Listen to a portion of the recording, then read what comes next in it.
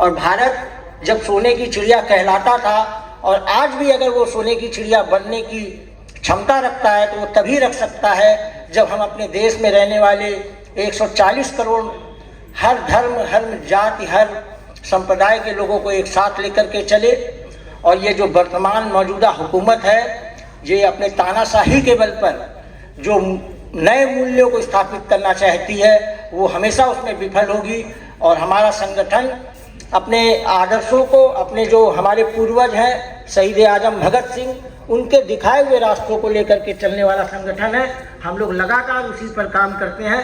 मैं अपने जितने भी यहाँ पर गणमान्य नेता हैं, उनके दिखाए रास्ते पर चलने की शपथ हम लोग लेते हैं। इस कार्यक्रम में आने के बाद आज का यही मूल विषय है कि ये जो रास्ता हमारे नेताओं ने हम लोगों को दिखाया है, इस रास्ते को हम लोग कभी छोड़ेंगे नहीं, और इसी रास्ते पे चल करके देश की एकता और अखंडता को बनाए रखने का काम करेंगे।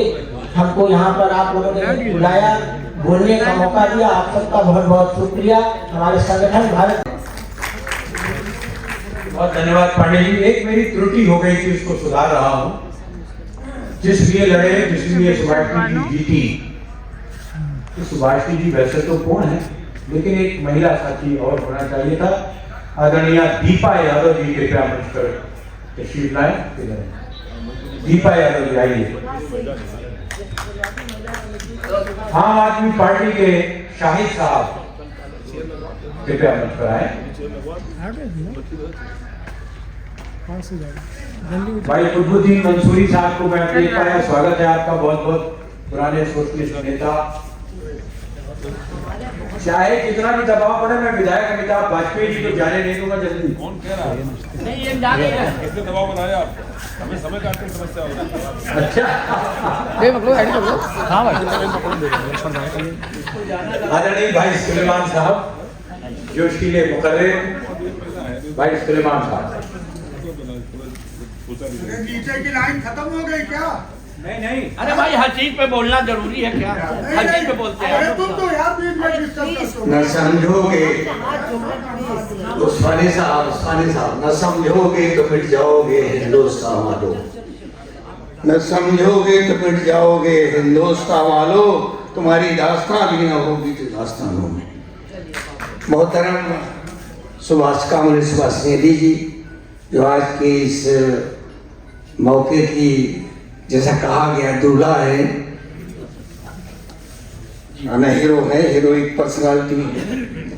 हमारे पुराने साथी स्टूडेंट लाइफ के, जब हम लोग डीएवी से निकले थे, बुधराज मिश्रा जी पूर्व विधायक, कानपुर के जुझारू विधायक अमिताभ वाजपेयी जी, हमारे विपक्षी दलों के संयोजक गुप्ता जी और हमारे संचालक महोदय, हाल में मौजूद हमारी बहनों भाइयों, ये हमारे कानपुर के लिए बड़े सौभाग्य की बात है कि हमारी पहचान होती है उस शेरनी के नाम से जिसका नाम सुभाषिनी अली है। सुप्रीम कोर्ट का फैसला जब वायरल हुआ तो हमारे संगठन के सोशल विंग के लोग Qatar, Kuwait, Dubai, Saudi Arabia से फोन करने लगे कि Subhashini ji is your neighbour. हमने कहा no, not neighbour, but she is from our town Kanpur. बोले तो भी ऐसी लेडी है आपके यहाँ, और आप लोग खामोश होने। भाई अभी तो पता भी नहीं था कि सुप्रीम कोर्ट का निर्णय हो गया, निर्णय पढ़ा गया है। 11-12 बजे मैं देख नहीं पाया, आपसे खबर मिल रही है। ये हमारे लिए गर्व की बात है कि डूबते हुए अंधेरे में माता चिराग कानपुर से उठता है और वो इंसाफ की रोशनी को पूरे दुनिया में फैला लेगा। आज हमें बड़े फख्र के साथ ये कहना पड़ता है कि अभी भी इस मुल्क में फासिज्म का गलबा आखिर नहीं, बल्कि फासिज्म के आखिर की। और उसके लगता था कि जो ये मौजूदा सरकार है इसके खिलाफ कोई बोलने को तैयार, तो इस प्रतिक्रिया को देखते हुए मालूम पड़ रहा है कि इस सरकार की मात है लोगों की। और हमारे शहर में कानपुर में चूँकि मैं आई हुई थी तो यहाँ के लोगों ने कहा कि वो इस पर एक मीटिंग रखना चाहते हैं बहुत जल्दबाजी में। आज छुट्टी का दिन भी नहीं है और फिर भी 2 दिन के अंदर तमाम, मेरे ख्याल से तमाम विपक्षी दल, तमाम जो सामाजिक कार्यकर्ता है, सब यहाँ पर आए हैं। तो ये निश्चित रूप से उनको गर्व है कि उनके शहर की कोई सुप्रीम कोर्ट गई बिल्किस बानो के पक्ष में। लेकिन बड़ी लड़ाई तो ये है कि न्याय प्रक्रिया को बचाए रखने की लड़ाई है। और अगर इस फैसले से लोगों में उम्मीद बढ़ी है कि हाँ, न्याय प्रक्रिया को बचाया जा सकता है, लेकिन उसके लिए बोलना पड़ेगा, लड़ना पड़ेगा, आगे बढ़ना पड़ेगा। तो यही हमारा संदेश है सारे कानपुर वालों से कि यहाँ पर एक संतिया कांड हुआ था बहुत साल पहले 1956 में, और एक लड़की के साथ बलात्कार हुआ था या बदतमीज़ी हुई थी, हमारे बचपन की बात है। पूरा शहर बंद कर दिया गया था, पूरा शहर बंद था, कोई मतलब तैयार नहीं था कुछ करने के लिए जब तक न्याय ना हो। ये हमारे शहर का इतिहास रहा है। मज़दूरों की भी बहुत बड़ी बड़ी लड़ाइयाँ यहाँ इस शहर में हुई हैं। सामाजिक न्याय के योद्धा यहाँ पर स्वामी अछूतानंद पैदा हुए हैं। तो मैं कहना चाहती हूँ कि ये तो पिछले 10, 15, 20 साल से यहाँ पर राजनीति में बदलाव आया है, वरना कानपुर हमेशा लड़ने वालों का और लड़ने वालों का साथ देने वाला शहर रहा है। तो उसी पुरानी परंपरा पर वापस हमको जाना है और एक बार फिर न्याय के लिए संघर्ष का केंद्र कानपुर को बनाना है।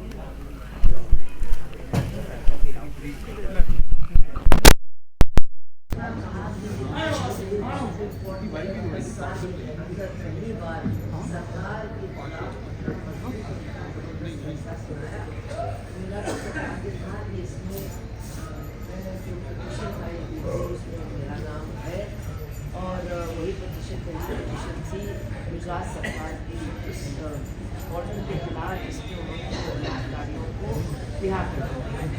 तो ये लोगों को अच्छा नहीं लगा कि 15 अगस्त के दिन जहाँ प्रधानमंत्री महिलाओं की सुरक्षा की बात कर रही थी, ठीक उसी समय इन बलात्कारी हत्यारों को जब जेल से छोड़ा गया तो उनका हाथ मारा से स्वागत किया गया और कहा गया कि सरकारी कामों में किसी को भी ये बात नहीं, और लोगों के अंदर गुस्सा था कि इनको क्यों छोड़ा।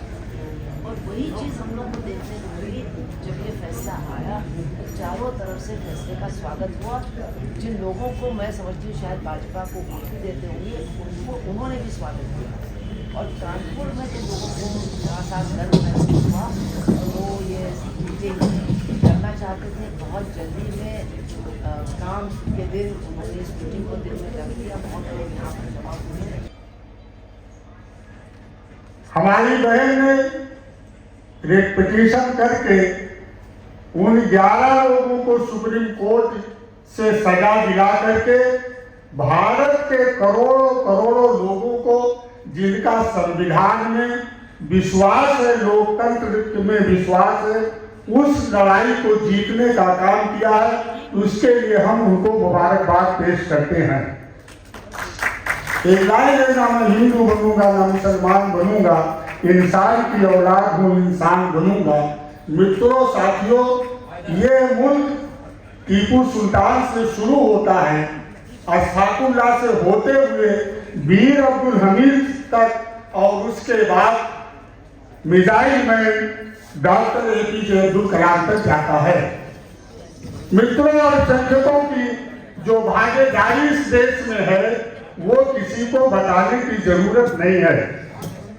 67 में परिवर्तन हो, 89 में जब हमारी बहन कानपुर से मेंबर ऑफ पार्लियामेंट बनी हो, हम सब लोग उनके साथ कंधे से कंधा मिला करके संघर्ष करने का काम किया है। मैं ये बताना चाहता हूं कि ये देश संवैधानिक तौर पे जितना भूधर नारायण मिश्रा हमारे बड़े भाई का है, उतना ही शाकिर अली उस्मानी का भी है। संविधान में वो हमको तमाम अधिकार दिए हैं जो भारत के सभी नागरिकों को समानता की सूची में लाके डालने का काम करता है। बहन जी हमारी कह रही कि अपनी बातों को विराम दे दीजिए। निश्चित रूप से गणेश शंकर विद्यार्थी मौलाना हसरत मोहानी का शहर है। हम उनको इस शहर की ओर से और खास करके भारत की जितने भी मुस्लिम समाज है उन सब की ओर से बहन सुभाषिनी अली को मुबारकबाद देता हूं। इसी के साथ अपनी वाणी को विराम देता हूं। जय हिंद, जय भारत। हमारे बीच में कांग्रेस कमेटी उत्तर के अध्यक्ष नौशाद आलम मंसूरी साहब मंचासीन हो चुके हैं। भाई संतोष अग्रवाल साहब चलिए, बहुत धन्यवाद, बहुत धन्यवाद। देखिए, डेकोरम इसे कहते हैं कि एक दल से अगर कोई एक बोल चुका तो रजिया जी ने कहा कि नहीं, सुधा सिंह जी बोल चुकी हैं, दो नहीं होना चाहिए। ये होना चाहिए सिद्धांत, अनुशासन। मैं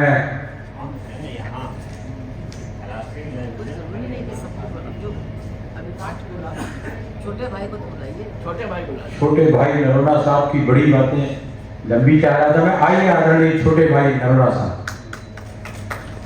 इनका चैनल भी है छोटे भाई की बड़ी बातें। और कल इसका यूट्यूब भी हो गया। अभी आपको सरकार पकड़ने दो, कोई बात नहीं। मैं भाषण नहीं दूंगा, एक दो बातें आप लोगों के सामने रखना चाहता हूँ। पहली बात कि ये जो संयुक्त विपक्षी मोर्चा की स्थापना हुई मेरे परिसर में ही हुआ, तो आप बहुत लोगों को नहीं मालूम है, 3-4 वर्ष पहले। दूसरी बात जो मैं कहना चाहता हूँ, परसों जब सुरेश मेरे पास आए कि भाई ये कार्यक्रम करना है, तो मैंने सुरेश से एक और बात कही, इसका नाम चेंज करो, संयुक्त विपक्षी मोर्चा। कब तक विपक्ष में रहोगे भाई? तो मैंने कहा या तो इसको संयुक्त 24 के बाद नहीं, अरे यार 24 आ चुका है, क्या बात कर रहे हो, अभी 23 में चल रहे हो। तो मैंने भैया मैं एक निवेदन कर रहा हूँ आप लोगों से कि संयुक्त संघर्ष मोर्चा या संयुक्त लोकतंत्र या संयुक्त लोकतंत्र मोर्चा, संघर्ष मोर्चा, इसका आज ही धर्म परिवर्तन था। सत्ता में रहेंगे तब भी करेंगे, संघर्ष तो हमेशा रहेगा ना, तो इसको चेंज कर दिए। नहीं तो हम अपने को थामे रखे, रोक दिया हमने, सीमित कर दिया अपने को। और एक और बात जो हम कहना चाहते हैं कि क्योंकि सबने तारीफ की है, सबने विश्लेषण भी किया, मैं भाषण नहीं दूंगा। हम ये कहना चाहते हैं क्योंकि हम हालांकि मैं निर्दलीय हूँ, मैं किसी दल का नहीं हूँ, लेकिन पीछे से जो हम लोग बैक ऑफिस वाला बीपीओ वाला काम हम लोग करते हैं, तो मेरा निवेदन ये है, ज़्यादा समय नहीं रहा, कानपुर के जिसको हमें लोकसभा से लड़वाना है उसका यथाशीघ्र तय कर लीजिए। और जिन किसी को आप लोगों ने तय कर लिया, उनके पीछे और उनके इर्द गिर्द, उनके आगे पीछे हम लोग सब जुट जाए, नहीं तो हमारी भाषणबाजी और ये सब बेकार है। धन्यवाद, जय हिंद। छोटे भाई की दोनों बातें बहुत अच्छी हैं, संघर्ष भी और जल्दी कैंडिडेट भी। मुझे लगता है कि कैंडिडेट बहुत जल्द महीने भर के अंदर आपके सबके सामने होगा। भाई नौशाद आलम मंसूरी साहब को मैं दावत दे रहा हूं कि आए और संबोधित करें। नौशाद आलम मंसूरी। आज इस अभिनंदन किया जाए या स्वागत किया जाए या उस नारी शक्ति का सम्मान किया जाए जिसने इस देश में न्याय शब्द को परिभाषित किया और न्याय को बचाने के लिए आज से नहीं, कानपुर की इस धरती पे मजदूर, गरीब और कमजोर की मसीहा के रूप में इस देश में पहचान रखने वाली हमारी, मैं तो बुआ कहूँगा, सुभाषिनी अली जी को, क्योंकि हमारे पिताजी आपके साथ काम करते रहे। इस मौके पर हमारे बीच में शहर के विधायक जनाब अमिताभ वाजपेयी साहब, हमारे पूर्व विधायक भूदानंद मिश्रा जी, हमारे छोटे भाई नरोना जी, सुलेमान भाई, शाहिद साहब और इस प्रोग्राम की निजामत कर रहे अतर भाई, स्वतंत्र अग्रवाल जी, अभिमन्यु जी, दिलीप शुक्ला जी। साथियों, जब माहौल और पानी एक तरफ बह रहा हो, उसके खिलाफ लड़ाई लड़ना हो, तब कोई बात होती है। उस माहौल के खिलाफ जहां लोग आवाज उठाने से डरते हो, बीच का रास्ता लोग निकाल रहे हैं, जो बड़े बड़े समाज सेवी और काम करने वाले लोग थे, जो इस दौर में बीच का रास्ता निकाल रहे हैं, और कह रहे हैं जिस माहौल में हैं अपने को बचाना, अपने प्रतिष्ठान को बचाना, अपने व्यवसाय को बचाना। लोगों ने अभी मुझे कार्यक्रम करना था तो मैं मिलन गेस्ट हाउस गया, उसने मुझे इसलिए देने से मना कर दिया कि यार वो कांग्रेस की छाप लग जाएगी और मुझे व्यवसाय करना है, इसलिए आप रह लीजिए।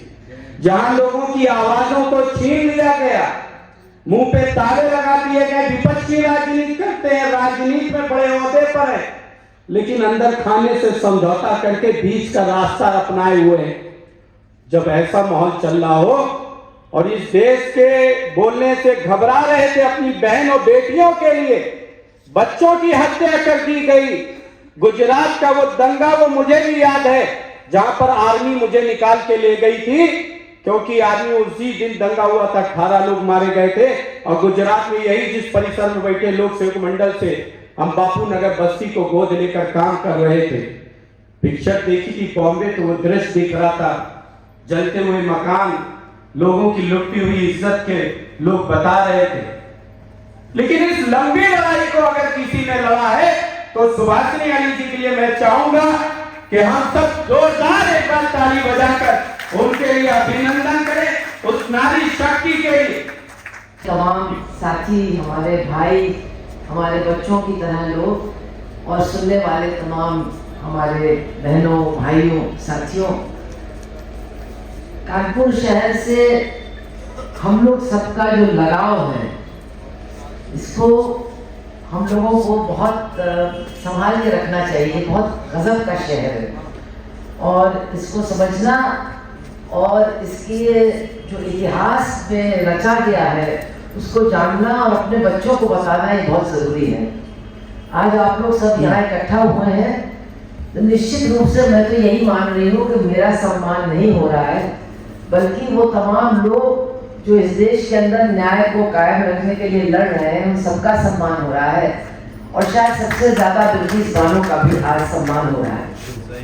मैं आपको बताना चाहती हूँ कि 2002 में जिस वक्त दंगा चल रहा था गुजरात में, उस वक्त हमारा एक डेलीगेशन अखिल भारतीय जनवादी महिला समिति का गुजरात गया और इस घटना के दूसरे या तीसरे दिन गोधरा के शरणार्थी कैंप में बिल्किस बानो से हम मिले थे।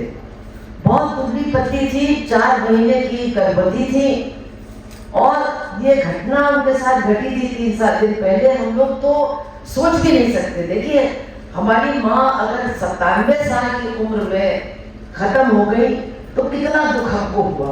अगर मेरी माँ के साथ सामूहिक बलात्कार मेरी आंखों के सामने होता और उसके बाद उनकी हत्या होती, आप सोचिए कि क्या हम लोग बर्दाश्त कर सकते थे ऐसी चीज को।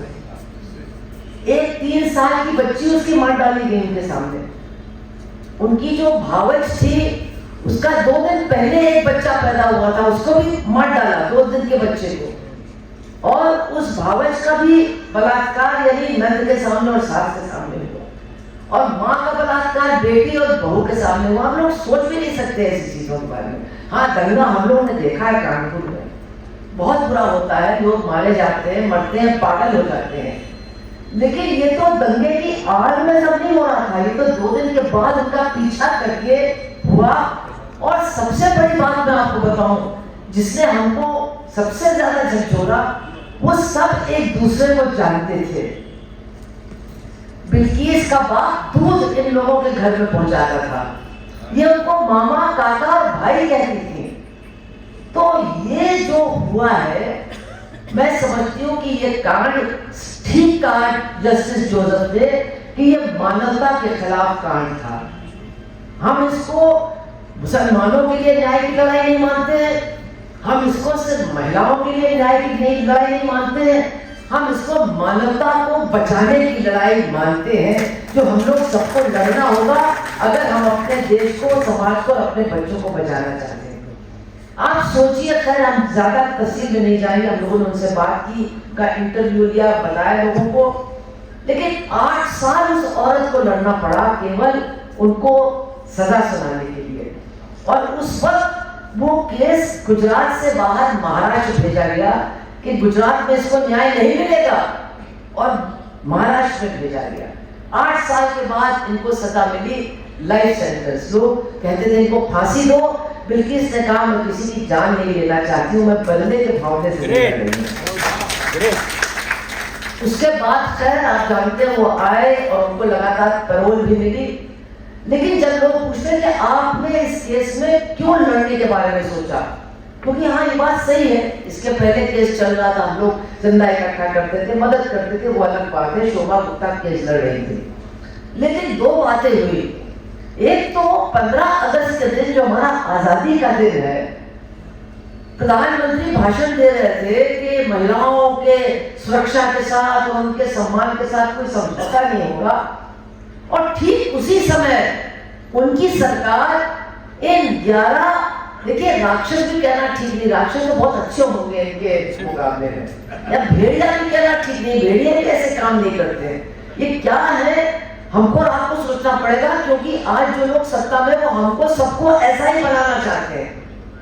आप इस बात को अच्छी तरह से समझ लीजिए, जैसे ये लोग हैं, ये 11 लोग, वैसे वो हमको सबको बनाना चाहते हैं, और यही खतरा है सबसे बड़ा। और जब वो निकले तो जिस तरह से उनको हार माला पहना करके उनको संस्कारी ब्राह्मण कहा गया, तो वो जब हमने देखा तो ऐसा लगा कि ये क्या हो रहा है इस देश में और आगे क्या होगा। और उस दिन जब बिल्किस बानो से पूछा गया कि आपको कुछ कहना है, तो उन्होंने एक ही बात कही, क्या न्याय का रास्ता अब बंद हो गया है, और हमको तो जैसे बिजली का करंट लगा होने का, इससे अच्छा हम लोग मर जाएं, अगर कुछ नहीं करेंगे अब भी तो इससे अच्छा कि हम लोग मर जाएं। और फिर ये बहुत अच्छा हुआ कि देश के बहुत बड़े बड़े वकील हैं, कपिल सिब्बल है, अपर्णा भट्ट है, तमाम लोग हैं, इन्होंने बातचीत हमसे की और कहा कि हम लोग ये, क्योंकि उनको ऐसा कोई चाहिए था जो पीछे ना हटे, कि हम लोग ये रिट पिटीशन दायर करना चाहते इसके खिलाफ, आप तैयार हैं? हम बिल्कुल तैयार है। और ये बहुत अच्छी बात है, जब हमारे यूपी के ही तीनों महिलाएं थी, रूपरेखा वर्मा और रेवती लाल, हम लोग तीनों ने उसमें दस्तखत किए, वकालतनामा भरा, और फिर खैर वो केस चला। उसके बाद और लोग भी आए, और ये बात सही है कि पहला हमारा ही था, लेकिन सबसे ज्यादा वजन तो तब मिला जब बिल्किस बानो भी आई, और उन्होंने क्या कहा, बहुत बड़े दिल की औरत है वो, उसने कहा मैंने देखा जब इतनी औरतें मेरे लिए आगे आ रही हैं तो मुझे भी आगे आना चाहिए, इतनी लड़ाई लड़नी चाहिए, और उनके आने से बहुत फर्क पड़ा। लेकिन मैं आपसे सिर्फ 2 बातें कहना चाहती हूँ। ये जो फैसला हुआ है, इसको आप समझिए कि इसका मतलब क्या है इस फैसले का। ये फैसला हमको बता रहा है कि ये 11 तो दोषी नहीं, उनकी बात छोड़िए, लेकिन बहुत बड़ा सवाल हमारे सामने है कि ये जो गुजरात की सरकार है, इसने कोई कसर बाकी छोड़ी ही नहीं इनकी मदद करने। जब हम लोग जाते थे सुप्रीम कोर्ट के अंदर, तो वहां पर गुजरात के solicitor general, advocate general, attorney general, Bharat सरकार के सोलिसिटर जनरल, अटॉर्नी जनरल, और कम से कम 15 सुप्रीम कोर्ट के सीनियर वकील। आप सोचिए, जो सरकार गरीब बच्चों को दिन का खाना नहीं दे सकती है, मनरेगा की मजदूरी नहीं दे सकती है, वो कम से कम हर तारीख पर 5 से 10 करोड़ रुपए खर्च करती थी इन बलात्कारी हत्यारों को बचाने के लिए। कभी इस बात को भूलिए मत। और गृह मंत्रालय ने अनुमति अपनी दी कि हाँ इनको छोड़ना उचित है, इसको भी मत भूलिए। हम ये बातें आपको क्यों याद दिलाना चाहते हैं, क्योंकि आज मर्यादा की बात हो रही है, आज मर्यादा पुरुषोत्तम की बात हो रही है, और कहा जा रहा है कि मर्यादा पुरुषोत्तम को हम वापस ला रहे हैं 22 तारीख को। हम और आप इस बात को नहीं मानते हैं, लेकिन लोग जो भोले भाले लोग हैं वो सोच रहे होंगे कि हाँ मर्यादा पुरुषोत्तम आ रहे हैं। तो हमारा और आपका काम लोगों को समझाने का है कि मर्यादा पुरुषोत्तम अगर है तो हमेशा से थे और आज भी सबके घर में वो एक अलग बात है। लेकिन जो लोग किसी मर्यादा को मानते ही नहीं, जो लोग हर मर्यादा को तोड़ करके लांघ करके अमानवीय काम इतना बड़ा कर सकते हैं, उनके मुंह से मर्यादा पुरुषोत्तम नाम भी नहीं निकलना चाहिए। और आज एक बहुत बड़ी बात है, मैं तो भगवान मानती नहीं हूँ, मैं कोई भी भगवान नहीं मानती हूँ, लेकिन अगर 4 शंकराचार्य भी खड़े होकर के कह रहे हैं कि ये जो हो रहा है अयोध्या में ये धर्म नहीं है, ये राजनीति है, हम इससे अपने आप को नहीं जोड़ेंगे। तो आपको भी लोगों को बताना होगा कि धर्म के नाम पर कितना बड़ा छल हो रहा है और धर्म के नाम पर हमको कितना अमानवीय बनाया जा रहा है। और मैं यहीं पर अपनी बात को खत्म कर रही हूँ कि ये 11 लोग विस्तार से प्लीज और विस्तार जी बताइए लोगों को। अच्छा, और तो पहले तो मैं ये बता दूं कि कोर्ट ने इनके बारे में क्या कहा, ये बहुत जरूरी है।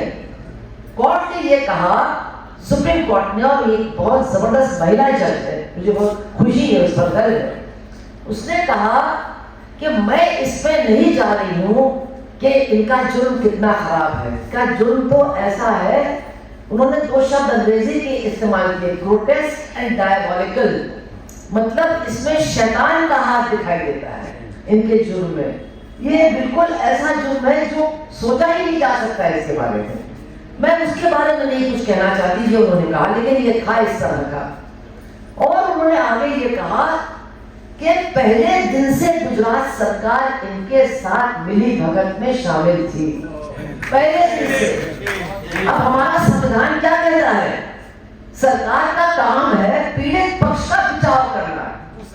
अगर पीड़ित पक्ष के पास पैसा नहीं है वकील के लिए, तो आप सब जानते हैं सरकारी वकील खड़ा होता है और वो प्रोसिक्यूशन को लीड करता है। यहाँ पर उल्टा, और इसलिए कहते कुछ लोगों को बुरा भी लग जाता है कि शायद ये संविधान को ही खत्म करके मनुस्मृति या पता नहीं कौन सी व्यवस्था लाना चाहते हैं कि सरकार पीड़ित पक्ष के साथ नहीं, जो ये मुजरिम थे उनके साथ एकदम पूरी ताकत के साथ खड़ी हो गई और हर मोड़ पर उनका साथ दिया। आप सोच सकते हैं कि इसमें एफआईआर नहीं हुई। आप सोच सकते हैं कि जो बिल्किस बानो का परिवार मारा गया था, उनके शव को ला करके उनका पोस्टमार्टम नहीं किया गया। आप सोच सकते हैं कि बिल्किस बानो उनका नाम ले रही है क्योंकि वो तो मामा काका थे ना, सबके नाम जानती थी, उनको पहचानती थी, सब नामित थे। और हमारा देश का कानून कहता है कि बलात्कार की पीड़िता अगर नाम लेती है बलात्कारियों का, तो और कुछ नहीं चाहिए, उनको फौरन आप बंद करिए और उनको सजा सुनाइए, और किसी चीज की जरूरत नहीं है। वो जानते हैं कि कौन महिला होगी जो झूठा केस बलात्कार का लगाएगी और लोगों को नामित करेगी, बहुत कम ऐसी होगी। तो इस सबके बावजूद वहां एफआईआर नहीं होती है, इनके शवों का पोस्टमार्टम नहीं होता है और कुछ होता ही नहीं है। बिल्किस बानो का ये केस इतना भयानक था कि उसका साथ देने वाले बहुत पैदा हो गए, जिन्होंने चंदा किया, जिन्होंने वकील किया। वरना आप सोचिए, वो गरीब औरत जिसके साथ ये सब हुआ था, जिसका पूरा परिवार साफ हो गया था, उसको ह्यूमन राइट्स कमीशन जाना पड़ा, उसको सुप्रीम कोर्ट जाना पड़ा और फिर जाकर के वो केस महाराष्ट्र में ट्रांसफर हुआ और महाराष्ट्र की सीबीआई कोर्ट ने इनको आजीवन कारावास की सजा सुनाई। उसका मतलब ये 14 साल 15 साल ये सब भुलावा है। उसका मतलब है जब तक ये मर नहीं जाते तब तक ये जेल में रहेंगे। और उनको जेल भेजा गया। उसके बाद उनको लगातार पैरोल मिली। सबको मालूम था कि उनको पैरोल मिल रही है। यहाँ कोई वकील हो तो वो समझेंगे इस बात को। पैरोल के दौरान 2 के खिलाफ एफआईआर है कि इन्होंने पैरोल के दौरान जो साक्षी थे उनको प्रभावित करने की कोशिश की कि तुम अपना बयान बदल दो। और ऐसे लोगों के बारे में गुजरात सरकार कह रही है कि इनको एक मौका मिलना चाहिए सुधार का, इनका बिहेवियर, इनका व्यवहार बहुत अच्छा रहा है। तो मैं सिर्फ ताकि आपके पास कुछ मुद्दे हो लोगों से बहस करने के लिए, कोई नहीं होगा मेरे ख्याल से, भाजपा का भी कोई नहीं होगा जो कहेगा कि ये उचित है, ये सही है, जब आप ये सारी बातें लेकर के जाएंगे। लेकिन गुजरात सरकार ने किया। और इसके बाद जब ये पैरोल की बात आती है, मतलब इनको छोड़ने की बात, जिसको हम लोग रिमिशन कहते हैं, जब इनको छोड़ने की बात आती है तब क्या होता है? आप जरा सोचिए कितना बड़ा फरेब होता है। एक इनमें से है राधे श्याम, इन लोगों को तो नाम अपने बदल देने चाहिए, राधे श्याम नाम। वो जाते हैं हाई कोर्ट गुजरात कि हमें माफी मिलनी चाहिए। हाईकोर्ट गुजरात कहता भाई तुमको तो सजा महाराष्ट्र ने सुनाई, तुम महाराष्ट्र जाओ, वहां से अपनी माफी की बात रखो। ये महाराष्ट्र जाते हैं, सीबीआई का मैजिस्ट्रेट कहता नहीं, जो आयोग था मतलब जो इन्वेस्टिगेटिंग ऑफिसर पुलिस का था उसने कहा नहीं मिलनी चाहिए, तो ये वापस आता है। अब क्या करें, अब ये लोग, और ये जेल में था, तो इसका मतलब गुजरात सरकार की पूरी संज्ञान में था ये जो हो रहा है। तब क्या होता है कि वो और गुजरात की सरकार दोनों सुप्रीम कोर्ट के पास जाए और सुप्रीम कोर्ट को बताते नहीं है कि हम गुजरात हाईकोर्ट जा चुके, उन्होंने मना कर दिया, हम महाराष्ट्र जा चुके, उन्होंने कह दिया आप इस लायक ही नहीं है कि आपको छोड़ा जाए, और वहां पर नए सिरे से मांग करते हैं बहुत भोले बन करके कि भाई आप हमको बताइए हम महाराष्ट्र जाएं कि गुजरात जाएं। अब वो कैसे जज से मैं नहीं कहना चाहती, उन्होंने कह दिया आप गुजरात जाइए। और आप देखिए इसमें एक बात और, 1992 में जो छोड़ने के कानून थे, नियम थे, उसमें यह था कि कोई भी छोड़ा जा सकता है अगर सरकार चाहे, लेकिन 213 में ही 2013 में ही गुजरात सरकार ने इसमें तरमीम की और कहा कि जिसने बलात्कार किया है या जिसने जघन्य हत्या की है उसको तो रिमिशन यानी उसको तो छोड़ा ही नहीं जा सकता है। तो ये लोग, उन्होंने वहां पर कहा कि भाई ये घटना तो 1992 के मतलब 2013 के पहले की है, इसलिए 1992 के नियम में हम गुजरात को क्या अपील कर सकते हैं, सुप्रीम कोर्ट के उत्तर में कहा कर सकते हैं, चले गए भाई। और आनंद फानंद में उन्होंने एक कमेटी बनाई, जो लोग रहे विधायक और सब कुछ जानते हैं, कमेटी होती है सरकार की, उसकी परमिशन लेनी पड़ती है कि क्या ये लोग छोड़ने लायक नहीं। अब उसमें एक ऐसे अच्छे लोग थे, भाजपा के 2 विधायक, 2 नेता भाजपा के, वहीं का डीएम जो उन्हीं के अधीनस्थ है, 2-4 लोग, और उन्होंने कहा हाँ ये तो बहुत ही अच्छे लोग हैं, इनको बिल्कुल छोड़ा जाना चाहिए ना। आनंद फानंद में फैसला, उनके बारे में जो कुछ लिखा है वो साइक्लोस्टाइल हुआ, यानी सबके बारे में एक ही बात, जो लोग जानते हैं कानून के बारे में, तो एडमिसिबल ही नहीं होता है। अगर 10 लोगों के खिलाफ एफआईआर है, चार्जशीट है, तो आप एक ही तरह की भाषा, एक ही सब कुछ करेंगे तो वो खारिज कर दी जाएगी, वो भी हो गया। और फिर 15 अगस्त को जैसा कि आप जानते हो निकल करके बाहर आ गए। फिर हम लोग जब कोर्ट गए तो हमारे खिलाफ ये कहा गया कि ये लोग हैं कौन, इनको तो कोई, इनका कोई वजूद नहीं है, कैसे चले आए सुप्रीम कोर्ट में, इनकी तो बात सुनी नहीं जानी चाहिए। अब उस समय एक चीफ जस्टिस थे, वो रिटायर हो गए, फिर एक आए 3 महीने के लिए, वो रिटायर हो गए, एक और आए, अच्छा वो गोगोई नहीं थे, वरना पता नहीं क्या होता। तो ये हमारा मामला थोड़ा पर, लेकिन ये भी इतना समय मिल गया कि ये बाकी महिलाएं भी आ गई और फिर बिल्किस भी आ गई, और फिर हमको एक बेंच मिली जिसमें जस्टिस जोसेफ थे और ये जो महिला जिन्होंने वर्डिक्ट दिया हुआ। अब आप सोचिए, ये होता है ना कि जब कहा जाता है, जब सुप्रीम कोर्ट किसी के बारे में कुछ कहता है तो उसका कुछ मतलब होता है। जस्टिस जोसेफ कह रहे हैं कोर्ट में गुजरात की सरकार से कि ये आप क्या तमाशा कर रहे हैं, आप तो इसको जानबूझ करके लंबित करते चले जा रहे हैं, कभी एक कागज नहीं लाते, कभी दूसरा कागज नहीं लाते हैं। कोई दूसरी कोर्ट होती तो उसी वक्त उन वकीलों को, गुजरात सरकार के प्रतिनिधियों को जेल हो जाती। ये तो अब मामला बदला हुआ है, तो सुप्रीम कोर्ट भी उस तरह के इंस्ट्रक्शन नहीं देती है। और उन्होंने कहा मैं समझ रहा हूं आप लोग चाहते हैं कि मैं रिटायर हो जाऊं और उसके बाद फैसला आए। एक सुप्रीम कोर्ट का जज एक सरकार से ये कह रहा है, एक सरकार नहीं 2 सरकारों से कह रहा है, भारत सरकार और गुजरात की सरकार।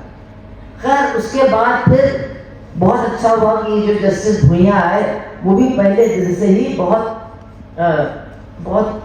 सही उनका रवैया रहा, और उन्होंने लोगों से कहा आप, मतलब हम बता नहीं सकते कितना उन्होंने बदमाशी की है सुप्रीम कोर्ट के अंदर, ऐसा शायद कभी देखा ही नहीं गया। तमाम वकील आकर के देखते थे कि ऐसा तमाशा भी हो सकता है सुप्रीम कोर्ट में।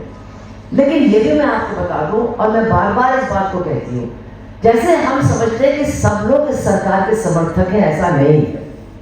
पहले दिन से पूरा का पूरा सुप्रीम कोर्ट और सारे वकील जब भी हम लोग को देखते थे तो इतनी हमको बधाई देते थे या मुस्कुराते थे या कहते थे आप लोग बहुत अच्छा कर रहे हैं। मतलब मैं आपको बता नहीं सकती हूँ कि किस तरह का माहौल बनता था जब हम लोग जाके देखे उनके लिए।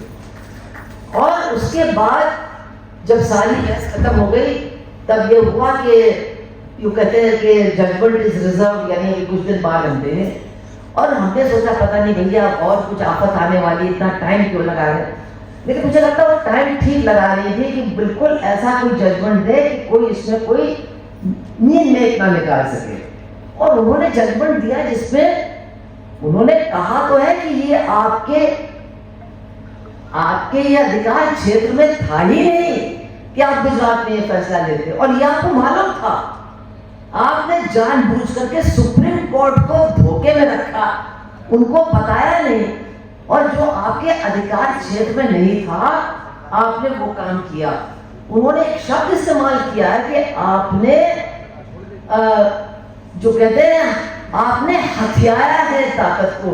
जो ताकत आपको कब के पास नहीं थी आपने उसको हथियाने का काम किया। ये शब्द उन्होंने इस्तेमाल किया है।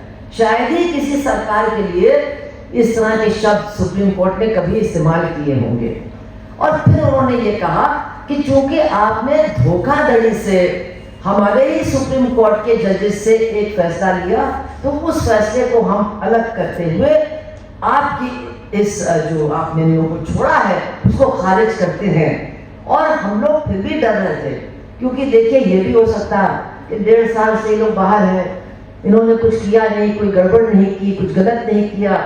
लेकिन फिर उन्होंने कहा इनको अब वापस जेल जाना पड़ेगा और 15 दिन के अंदर इनको जाना पड़ेगा। अब बहुत से लोग कह रहे हैं महाराज जा सकते हैं, यहाँ जा सकते हैं, लेकिन बहुत मुश्किल होगा किसी भी कोर्ट को के लिए इस फैसले को पलटना, बहुत ही मुश्किल होगा।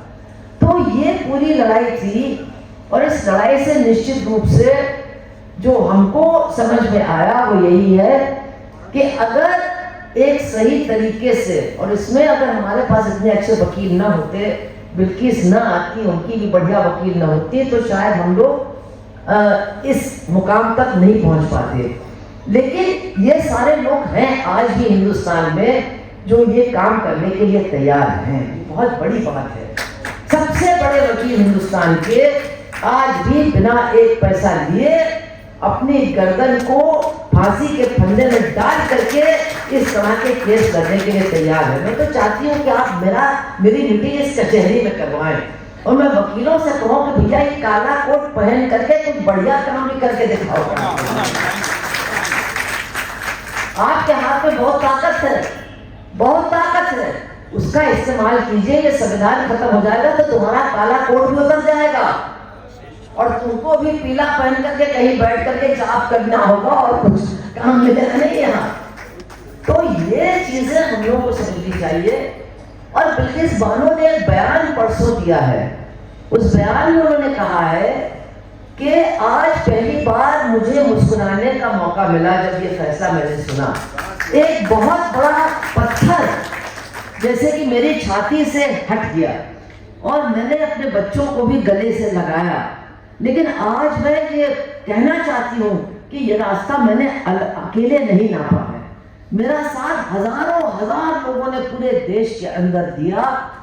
उन्होंने हर तरह से मेरी मदद की। शोभा गुप्ता मेरी वकील ने मेरी मदद की, वो जो महिलाएं कोर्ट में गई उन्होंने मेरी मदद की। और मैं ये मानती हूँ कि ये जीत मेरी नहीं, तमाम लोगों की हुई है, तमाम महिलाओं की हुई है।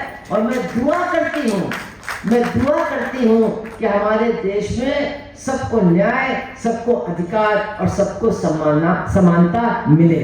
बहुत बड़ी बात है और इन्हीं बातों को हम याद करते हैं, इनसे प्रेरणा लेते हैं और यही बात हमको दूसरों को बताना होगा। देखिए मैं नहीं मानती कुछ होंगी पता नहीं कौन सी प्रवृत्ति की। मैं नहीं मानती कि कोई ऐसी महिला हो सकती है इस देश में जो गुजरात सरकार और केंद्र सरकार के इस रवैये का समर्थन करती हो। लेकिन उनके पास जाना जरूरी है। मैं आप लोगों से कहना चाहती हूँ, आपको नहीं पता आपके घर में क्या हो रहा है। आप अपनी पत्नी से बातें नहीं करते हो, आपके बच्चे व्हाट्सएप पर क्या देख रहे हैं आपको कुछ पता ही नहीं है। कम से कम 3 दिन से वो बिल्किस बानो का केस को देख रहे हैं, बहुत बड़ी बात है। और कितने लोग इसकी प्रतिक्रिया हम लोग को दे रहे, बहुत सारे। अब आपको बहुत बड़ा मौका मिला है लोगों को शिक्षित करने का। हम जहां भाजपा हमसे लड़ना चाहती है, हम वहां से उस पर नहीं लड़ेंगे।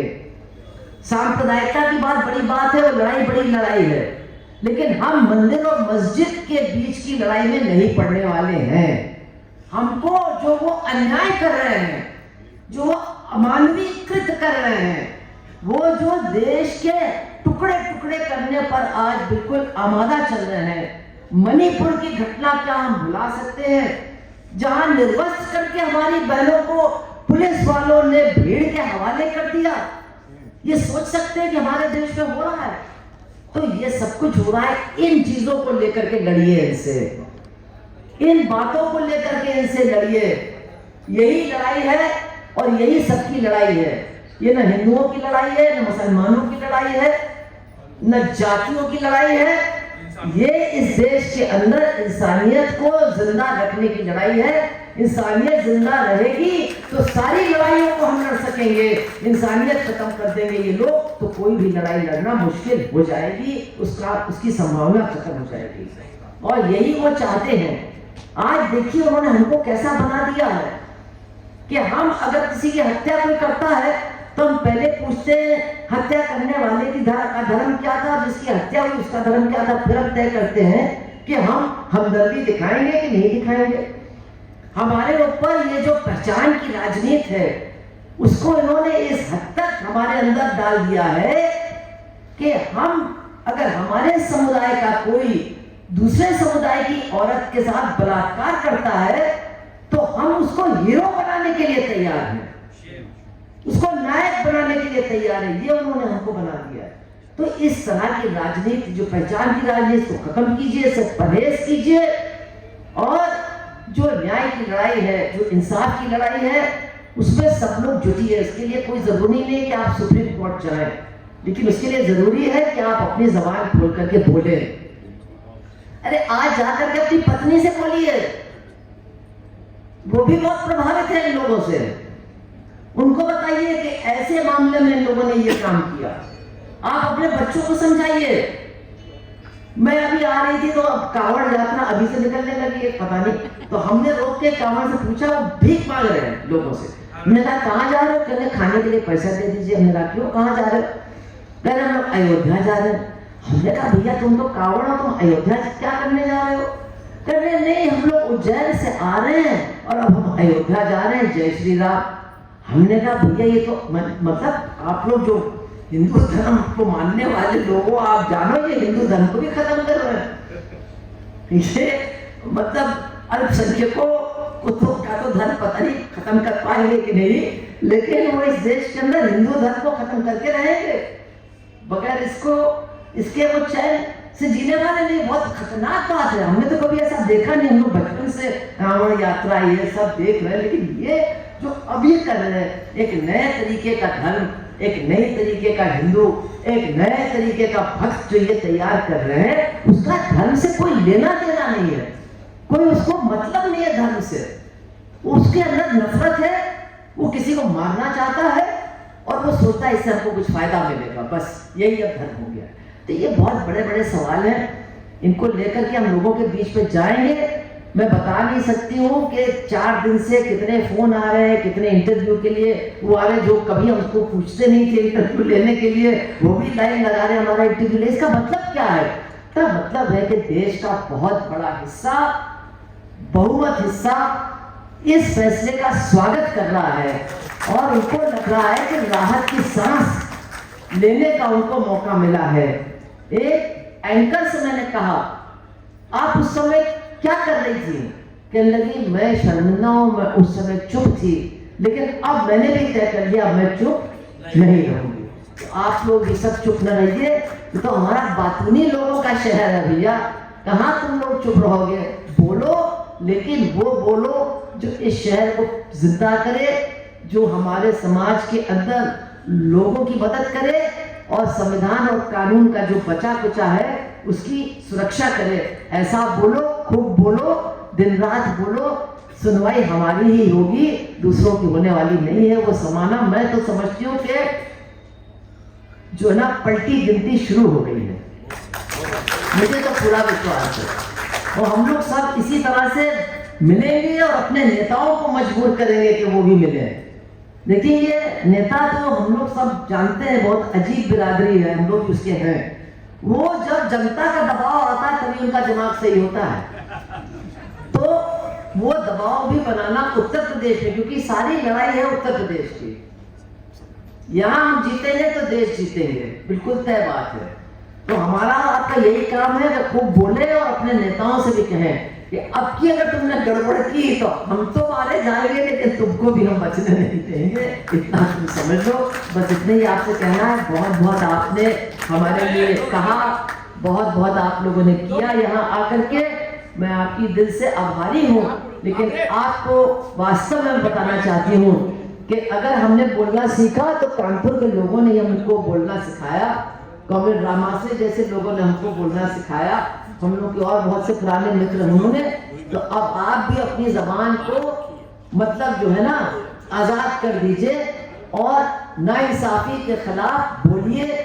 मुझे शर्म आती है जब मैं जाती हूँ बताती हूँ मेरा एमपी कौन है, और 20 साल से मेरा एमपी कौन रहा है। जो कुछ करते नहीं, जो किसी का काम करते नहीं, कुछ सुनते नहीं, वो आज हमारे प्रतिनिधि हैं भैया। अब इसको भी हमें बदलना होगा, और यहाँ बदलेगा तो यूपी बदलेगा, यूपी बदलेगा तो देश बदलेगा, इसको कोई रोक नहीं सकता। आप सबका बहुत बहुत थोड़ा सा धैर्य, कानून बोले इसकी गुंजाइश। बहुत शुक्रिया, बैठिए। बहुत शुक्रिया सुभाष कियरी जी। मैं और कोई लंबी तमहीद नहीं करना चाहता, आपने पिछले सुझाव में एक चीज जोड़ देना चाहता हूँ, क्योंकि सबसे